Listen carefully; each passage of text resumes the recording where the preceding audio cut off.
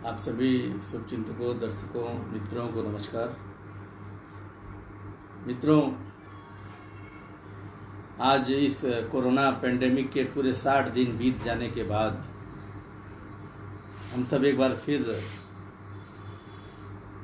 हम नहीं हमारे लाखों करोड़ों कार्यकर्ता एक साथ स्पीक अप इंडिया के तहत एक मुहिम चला रहे हैं, एक आवाज़ उठा रहे हैं।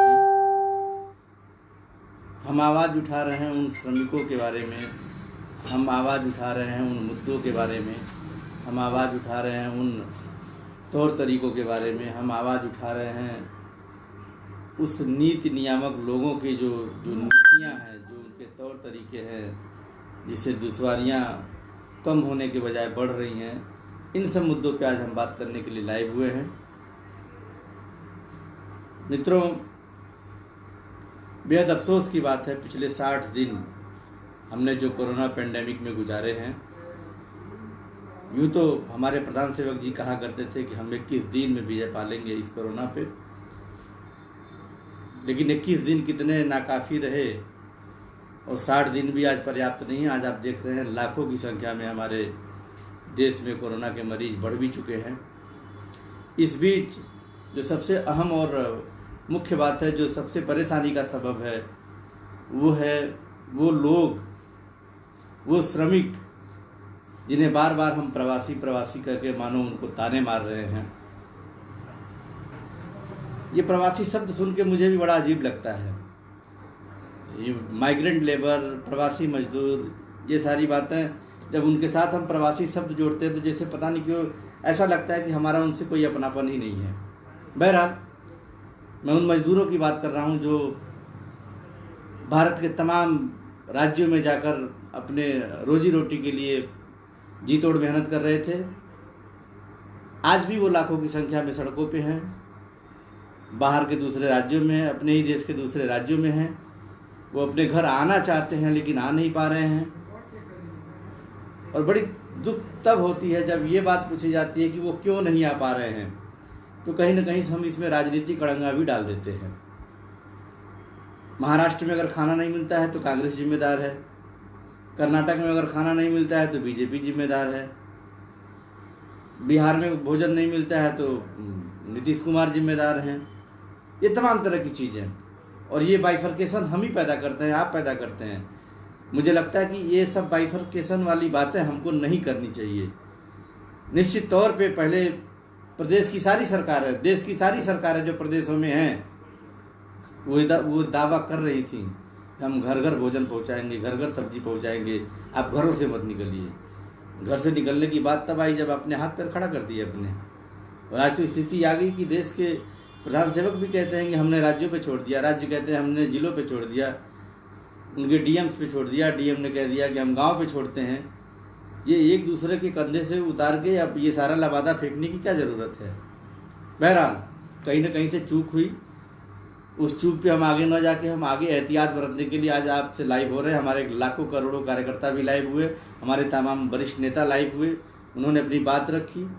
ज़रूरत है, आदरणीय राहुल गांधी जी ने एक बात रखी थी देश के सामने, प्रधानमंत्री जी से भी डिमांड की है कि आप कम से कम हमारे जो श्रमिक हैं, जो हमारे मजदूर वर्ग के लोग हैं, जो गरीब लोग हैं या जो मध्यम लोग हैं, ऐसे लगभग 13-13.5 करोड़ परिवार जो हैं, उनको आप सीधे 10,000 रुपये कम से कम आजीविका के रूप में तत्काल उन्हें उपलब्ध कराएं।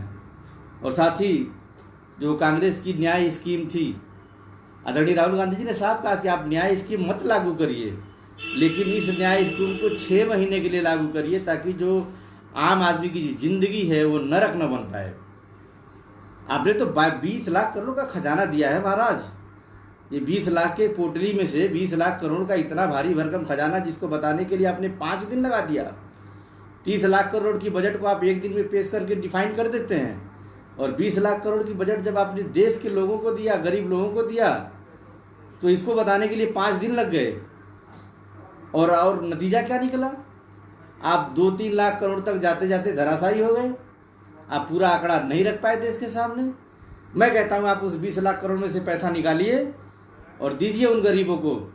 10,000 रुपये सबको आप दें, 7,500 रुपये महीना सबको 6 महीने तक दें, ताकि वो अपनी आजीविका, अपनी जीवनचर्या, अपने रोजमर्रा की जिंदगी को सुकून से जी सकें। मित्रों, ये बड़ा तकलीफ होता है केवल भाषणबाजी करना। यही प्रधान सेवक जी जब बिहार में जाया करते थे, पैकेज की बात होती है, लोग पैकेज लेके आते हैं, पैकेज में कुछ नहीं मिलने वाला, आप पैकेज देते हैं तो आपके पैकेज में क्या मिल रहा है? आज आपके 20 लाख करोड़ में 12 मई को आप 20 लाख करोड़ की जो पोटली खोल के आप कुल्ला छोड़ गए थे, उसमें कितना मिला हमें? उत्तर प्रदेश की सरकार ने एक श्रमिक को 500 रुपये दिया है। 500 रुपये आपको दे दिया जाए तो कितने टाइम आप भोजन कर सकते हैं 500 रुपये में? मुझे लगता है कि ये सारे जो प्रयास हैं वो नाकाफी हैं। और जब देश के पास 20 लाख करोड़ का जब पैकेज आ गया तो उसमें से पैसा तो निकालो महाराज, उसमें से पैसा निकालिए, आप गरीबों को दीजिए। और हमारे लोग भी बड़े ताज्जुब वाले हैं, 20 लाख करोड़ को सुन के बड़े खुश हुए। हमारे प्रधानमंत्री ने 20 लाख करोड़ दिया और इस 20 लाख करोड़ में से हमारे पास पैकेज पहुंच नहीं रहा है। निश्चित तौर पे अगर आप उस 20 लाख करोड़ में से 10,000 रुपये तत्काल अगर देशवासियों को दें, लगभग उन 13 साढ़े 13 करोड़ परिवारों को दें जो बड़ी मुफलिसी की जिंदगी में या मध्यम वर्ग के जीवन में जीते हैं, उनको भारी राहत मिलेगी। और आज इस पैकेज की ज़रूरत है। माननीय प्रधानमंत्री जी, अगर आपकी आवाज़, मेरी आवाज़ आप तक पहुंच रही हो, हमारे लाखों करोड़ों कार्यकर्ताओं का जिन्होंने फेसबुक के माध्यम से, सोशल साइट के माध्यम से अपनी बात रखी है, अगर आवाज़ आपके पास जा रही है, निर्मला सीतारमण जी को अगर सुनाई दे रहा है, तो अपने उस 20 लाख करोड़ में से निकाल के 10,000 रुपये प्रति परिवार तत्काल उपलब्ध कराएं। और 7500 रुपये न्याय योजना की जो हमारी स्कीम रही, आदरणीय राहुल गांधी जी ने जिस स्कीम की बात की, उसके तहत आप 6 महीना इन गरीब और मध्यम वर्गीय परिवारों को दें, ताकि वो अपनी बसर अच्छी तरह से कर सकें अपने जीवन यापन में, उन्हें उनकी कोई कठिनाई ना हो। इतना तो आपको करना होगा। दूसरी बात, आज मुझे कहना पड़ रहा है, हमने हाथ में काली पट्टी बांध रखी है, आप सब देख रहे होंगे, बड़ा तकलीफ होता है मित्रों। एक दौर था, मुझे याद है और आप सबको भी ये घटना याद होगी, योगी आदित्यनाथ जी महाराज जब सदन में स्पीकर के सामने, माननीय सदस्यों के सामने रोते हुए, गिड़गिड़ाते हुए उन्होंने न्याय मांगी थी कि क्या मुझे संसद के तौर पे यह सदन हमको सुरक्षा देता है या नहीं देता है। और तब वो दुहाई दे रहे थे उत्तर प्रदेश सरकार की, तत्कालीन समाजवादी पार्टी सरकार की तरफ उनका इशारा था, और सदन में रोते भी लगते हुए उन्होंने इस बात को रखा था। आज मैं योगी आदित्यनाथ जी से पूछना चाहता हूँ, अगर कांग्रेस का एक नेता, एक कार्यकर्ता, कांग्रेस का अध्यक्ष, सामान्य कार्यकर्ता जब इन श्रमिकों को, इन बेसहारा लोगों के मदद की बात जब करता है, आप उसे जेल में ठूस देते हैं, वो किससे न्याय मांगने जाएगा? उत्तर प्रदेश कांग्रेस के अध्यक्ष अजय कुमार लल्लू किससे न्याय मांगेंगे? हमें लगता है वो आदमी तो नहीं रोएगा आपकी तरह। लेकिन अगर आपको थोड़ा भी भरोसा हो न्याय प्रक्रिया पे, तो मुझे लगता है कि आपको तत्काल अजय कुमार लल्लू जी को रिहा करना चाहिए। इस नाते नहीं कि वो कांग्रेस के कार्यकर्ता या नेता या अध्यक्ष हैं, इस नाते कि आप नैतिक मूल्यों की बात करते हैं, इस नाते कि आप कानून की बात करते हैं, इस नाते कि आप सदन में रोते हुए ऐसे न्यायिक प्रक्रिया पे उंगली उठा चुके हैं, बावजूद उसके आप वही हरकत कर रहे हैं। मुझे लगता है कि उन कांग्रेस कार्यकर्ताओं को, तकरीबन 50 से अधिक कार्यकर्ताओं को आपने जेल में डाला हुआ है, उन पे कार्रवाइयाँ की हैं। आप उनसे तत्काल जो भी कार्रवाई किया है आपने उसको वापस लीजिए। और साथ ही अजय कुमार लल्लू जी को ताज्जुब होता है, हम किसी की मदद करने जा रहे हैं और आप उनको जेल में ठूस दे रहे हैं। तमाशा सारा देश देखा, 1000 बसें हमारी खड़ी थी, आपको उसमें स्कूटर भी नजर आया, जो बसें खड़ी थी उसी बसों का सहयोग लेते आपने नहीं लिया। हमने आपको अपनी रोड चलाने की कही, आपने नहीं सुना। हमने आपको ही किराया देने के लिए कहा, आपने नहीं सुना। हमने अपनी बसें लगा दी, आपने नहीं सुना। आपने परमिशन दे के छीन लिया, सुविधाओं को नहीं होने दिया। ये सब कुछ कारगुजारी आपने की। तो हमें लगता है कि कहीं न कहीं से जब आपको ऐसा कुछ अनुमान होता है कि ऐसा करने से कोई फ़ायदा किसी को होना है, हालांकि हम फायदे के लिए न तो कांग्रेस कर रही है, न हम किसी दल की बात कर सकते हैं। मानवता के आधार पर सभी लोग एक दूसरे की मदद करने के लिए लगे हैं। हम भारतीय जनता पार्टी पे भी आरोप नहीं लगाते, लेकिन सहयोग होता है, उसमें जाति, धर्म, मजहब, राजनीतिक दल को देखना बिल्कुल उचित नहीं है। और अगर आपके अंदर थोड़ी सी भी न्याय के पालन की बात अगर आपके दिल दिमाग में थोड़ी सी भी जिंदा होगी, तो मैं यही कहना चाहूँगा कि आप अजय कुमार लल्लू और तमाम साथी कार्यकर्ताओं को जिनके ऊपर आपने तमाम गंभीर धाराओं में आरोप तय किया है, आप उनको तत्काल रिहा करें। तीसरी मुख्य बात, अभी भी तमाम सारे मजदूर सड़कों पे रोते बिलखते भूखे नंगे चल रहे हैं, आप उनके लिए क्या व्यवस्था करने वाले हैं, तत्काल उसकी व्यवस्था करें। और उन श्रमिकों को, उन लोगों को जो लोग लाचार हैं, परेशान हैं, बेबस हैं, मुझे पता है, हम लोग भी जब राजनीति से ही जुड़े हैं तो हमारे संपर्क भी होते हैं, हम लोगों से भी लोग दूसरे राज्यों में हमारे जो लोग रह रहे हैं वो हमसे सहयोग की गुजारिश कर रहे हैं, हमें पता है कितनी संख्या भी बाहर है, तो आप उन लोगों की मदद करें। क्या मदद किस तरह से आप कर पा रहे हैं? आपकी ट्रेनें भटक जा रही हैं इसी देश में। ये अजीब तमाशा हो गया है कि आपकी ट्रेनें एक नहीं 40-40 ट्रेनें इसी देश में भटक जा रही हैं। क्या इम्प्लीमेंटेशन आपका हो रहा है, मुझे समझ नहीं आ रहा है। बस एक जगह आप सही काम कर रहे हैं, वो ये है कि जो भी विपक्षी है उनको जेल में डाल दो, उनको परेशान कर दो, वो किसी तरह से किसी सहयोगी भावना के तहत किसी भी मुद्दे पे शरीक न हो पाए, उनको रोको। वो राजनीतिक लाभ ले लेंगे, हमें राजनीतिक लाभ नहीं चाहिए, लेकिन आप उन लोगों को सारा लाभ आप ले लीजिए, लेकिन उन श्रमिकों को, उन बेसहारा लोगों को, उन मजदूरों को उनके घर पहुंचाइए। चौथी बात मैं मित्रों कहना चाहूँगा, आज 60 दिन हो गए लगभग। इन 60 दिनों में कोरोना महामारी रुकी नहीं है, बढ़ी है। हम उम्मीद करते हैं कि जल्दी से जल्दी ये बीमारी ख़त्म हो, और ख़त्म तभी होगी जब मिलजुल कर हम काम करेंगे, सरकारें मिलजुल के फैसला लेंगी। एक अजीब फरमान योगी जी ने दिया कि अब बाहर के जो राज्य, अगर उनको मजदूर चाहिए तो हमारे उत्तर प्रदेश से आपको परमिशन लेना पड़ेगा। अब ये मजदूर बंधुआ भी हो गए, अपने ही देश में मजदूर बंधुआ हो गए, एक दूसरे के बिना परमिशन के नहीं आएंगे जाएंगे।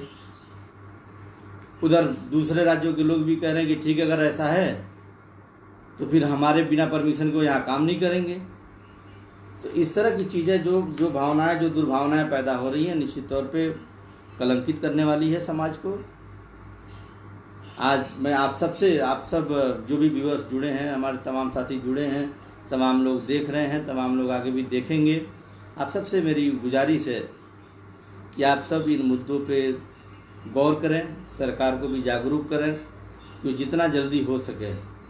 आप सोचिए 60 दिन से लगातार मजदूर चल रहा है, क्या इम्प्लीमेंटेशन सरकार करा रही है। 60 दिन से लोग अपने घर नहीं पहुंच पाए, हमने 4 घंटे के अंदर लॉकडाउन घोषित कर दिया, हमने 4 घंटे के अंदर ही नोटबंदी घोषित कर दी।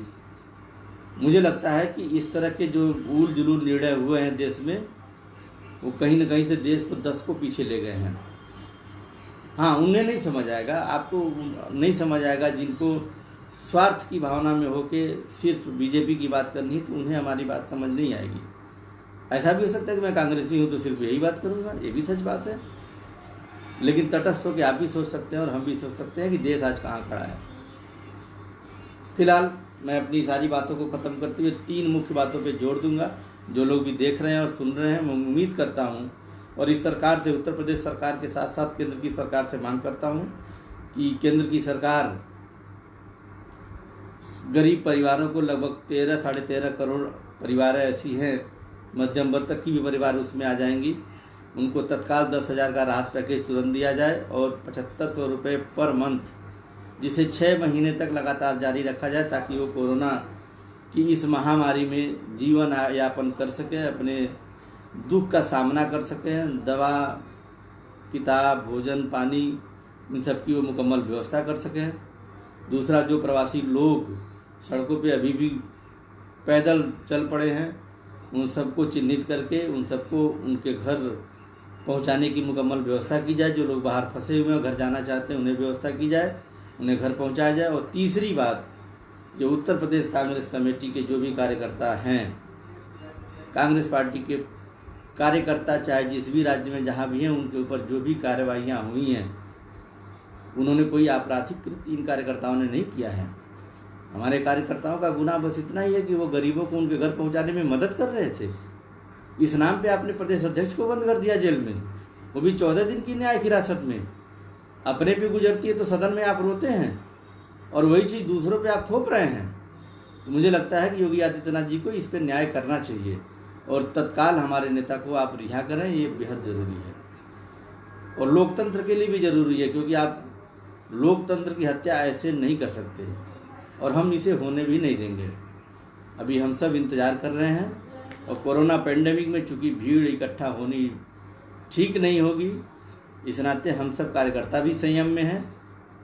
तत्काल आप कार्रवाई करते हुए हमारे नेता को रिहा करें और हमारे जो भी 3 डिमांड्स थे, गरीबों को पैसा देने का, गरीबों को घर पहुंचाने का और हमारे कार्यकर्ताओं पर लगे फर्जी मुकदमे और हमारे नेता जो भी जेल में हैं उनको रिहा करने का आप तत्काल काम करें। और आगे से एक गुजारिश विशेष आदरणीय मोदी जी से है, प्रकांड विद्वान बनने की जरूरत नहीं है प्रधान सेवक जी, दूसरों से कुछ राय ले लिया करिए। आपकी विद्वता दुनिया ने देखी है और हम भी आज आपकी विद्वता देख रहे हैं। 21 दिन में आप इतने बड़े विद्वान हैं, 21 दिन में इस पूरे विश्व में किसी ने ऐसा दावा नहीं किया था कि 21 दिन में हम कोरोना जीत लेंगे। आपको तो सब कुछ हवा हवा ही लगता है। तो इतने बड़े ज्ञाता आप मत बने, कुछ कमेटी बनाएं, विपक्षी दलों की बैठक करें, जहां मुख्यमंत्रियों की बैठक करें, विद्वानों की बैठक करें, जिससे जिस मुद्दे पर राय ले सकते हैं लें, ताकि हम इस कोरोना की लड़ाई को जीत सकें और अपनी जो रोज़मर्रा की ज़िंदगी है उसे भी मुकम्मल जारी रख सकें। आप सभी मित्रों ने समय दिया, आप सबने सुना, आप सभी को बहुत बहुत धन्यवाद। जय हिंद, जय भारत।